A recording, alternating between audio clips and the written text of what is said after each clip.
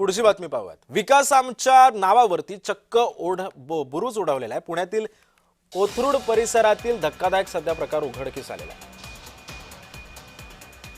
विकासाच्या नावाखाली चक्क ओढा बुजवून कोथरूडमध्ये डीपी रोडचं काम सुरू होतं। पावसाळ्यामध्ये घरामध्ये पाणी शिरल्यास जबाबदार कोण असा सवाल सुद्धा उपस्थित केला जातोय। स्थानिकांकडून हा जाबही विचारला जातोय। या संदर्भात स्थानिकांशी बातचीत केली आमचे प्रतिनिधी रोहन कदम।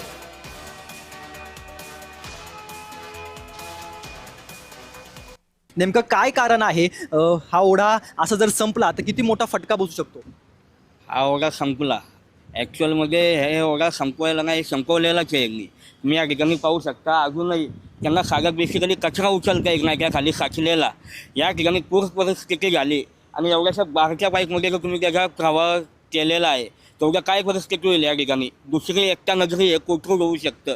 हे आमचा गंभीर आरोप आहे आणि हा जो कोण नेता आहे याला आमच्या सर्वसामान्य पुणेकरांचं रक्त जिभेला लागलं आहे। रिडेव्हलपमेंटच्या नावाखाली आपल्या स्वतःच्या आर्थिक फायद्यासाठी ज्यांनी आपल्या सर्वांचे जीव दावणीला लावून यातले बिनकामाचे प्रोजेक्ट त्यांनी या ठिकाणी आणलेले आहे। काय फायदा आहे? म्हणजे असं ओढे संपवून त्या नेत्याला काय एवढं सगळं पराक्रम करायचे, तर त्यांचा काय फायदा या सगळ्यामध्ये? हे बघा, आता एक बेसिकली सांगतो, हा डीपी रोड झाला, पुढे जाऊन संपूर्ण इमारती आहेत ज्या रिडेव्हलपमेंटला आलेल्या आहेत।